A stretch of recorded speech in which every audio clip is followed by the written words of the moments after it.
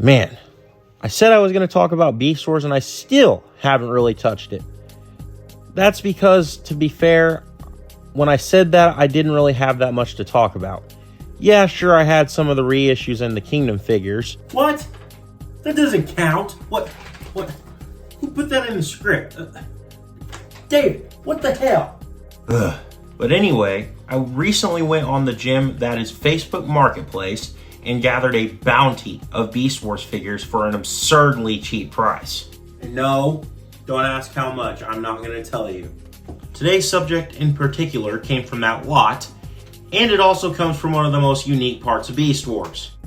Mechanized, metalized, indisguised. David, no. Wrong commercial. Wrong commercial. Turn it off. Jesus Christ. New Transmetals 2. Beast with toughness times 2. There we go. Transmetal 2 is an interesting take for Beast Wars. Gone is the robotic beast in organic robot mode from Transmetal 1. Instead, we have a mix of both. And personally, I don't think a figure better embodies the ideology of Transmetal 2 than Transmetal 2 Cheetor. So right off the bat, holy shit. This thing looks ridiculous. I mean, who designed this thing? Right off the bat, you can see the detail I was talking about. They completely merged the beast mode and robot mode into one for both modes. And it works so well. I love all the added details. You can really see all the machinery and wiring trying to burst through his fur in places, and it is really well molded in. That is a great touch. Plus, it's all asymmetrical, so there's maybe a few details that match on both sides, but most of it does not match at all. However, there are some weird parts to him. I mean, his profile's kind of hunched over. I don't know, I got nothing. But as for these blades, oh my god! What's going on here? They're straight up bursting out of him. You know, seeing this figure with its unnecessary spikes on its arms kind of makes me wonder if the designer for this also designed retracts. Because there is a lot of spikes on that figure too, but this figure is actually pretty good. So, looking at the Beast Mode's head, you'll notice that not only is it really cool, but he's got saber teeth now? Wait, so is he not a cheetah anymore? Is he a saber-toothed tiger? Well, you know what? Here's my answer for that. I don't care. It's still cool. Now, for features, this guy's got you covered. He keeps it simple, but we've got something going on here. You see, the thing about Transmetal 2s is that they were battle ready in both modes. Thank you, David.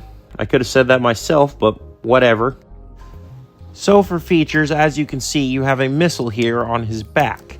That, according to how the show uses it, is also a rocket engine. I mean, this thing just doesn't light up. I mean, how much more could you throw into this thing to make it more badass? Naturally, it fires a spring-loaded missile that actually fires pretty far and hard. Man, I really miss spring-loaded missiles. And lastly, one of the most defining traits of Transmetal 2s is the spark crystals. Man, I love these things. They are so cool to look at. So, being a Beast Wars figure, of course, I can talk about articulation in this mode. It's a little bit limited, actually. Seeing as how many joints he's got, he's still kind of limited. So he's got ball joints here on his shoulder. He's got a strangely placed ball joint at his forearm there on the cat mode. He's got some movement here, up and down palm movement, and then this little finger appendage moves as well. And then it's different on this side. He's got a rotation at the wrist there, but this is also the same here. His head moves down and up, mostly due to transformation. You don't really want to move that if you're keeping him upright. And then his legs just are mostly articulated like a normal quadruped. All the joints are there, except for toes. The toes would have actually been very helpful with this mode for how you position it, but yeah. And then you also have a waist movement, I guess you'd call it a waist movement, and his tail rotates all the way around. So it's actually pretty well articulated, but it still is a little bit limited for a Beast Wars figure. But it moves better, honestly, than most. So I honestly can't complain with it. And this is actually one of those rare times in Beast Wars when you can actually make a fan mode that makes sense. This fan mode alone is exactly why I look at Tripredicus Agent, which is way too expensive, by the way, and I ask myself, isn't that just Ravage? I mean, come on, look at him. That's totally just Transmetal 2 Ravage. Transformation is pretty simple, but somehow still finds a way to make it interesting. It more or less flips upside down and backwards to achieve what I think is probably the most insane robot mode I have seen on most of any Beast Wars or Kid Appeal characters in the Transformers multiverse. This thing honestly looks borderline scary. But even though I said scary, and this also being Cheetor and a Maximal character, I think this design is absolutely awesome. Okay, this head sculpt is absolutely nuts. It's a great combination between the first two with an even more cat-like maw, complete with a scowl out one side of the mouth and even more saber teeth. Looks like he's making my face. As for the rest of the body, I'm completely here for it. It's just as asymmetrical as the Beast mode. You know, they could have gone totally overboard with it, but they really didn't. They put it just where it needed to be. I mean, yeah, we've seen a lot of this on the Beast mode, but it still works really well here. I think my favorite parts are the left leg and right arm, considering even though they're asymmetrical, they still match up somewhat well. Proportionally, he's a little bit long-armed, but hey, that's accurate to the show. And as you can see, the arm blades are still seen in robot mode, which is cool. And as for the legs, they are only slightly transformed from Beast mode, which brings me to a problem I have with this figure. This guy cannot stand up normally, like, at all, no matter how hard you try. So you either have to make him look like he's walking, or you make him lean like he's Michael Jackson. Feature-wise, he's still the same because, once again, he's Already in ghost mode. David, seriously? Come on. The missile launcher fits in his hand, a bit strangely, but it can be done. And it looks really good as he holds it, honestly, even though his arm is super long. And you might notice I pulled the tail off during transformation. That is because it can be used as a tail whip. Because of course it can. It's a Beast Wars figure. Gee, how unique and original to use a tail as a weapon on a Beast Wars figure. Lastly, you have this little feature I was saving for robot mode. It's called a shield. I call it bullshit because it's armor. You will probably never use this while displaying or playing with this thing. You know what? It kind of reminds me of that part on Iron Man when he shields himself from the Ironmonger's gun. Yeah, but it's still stupid.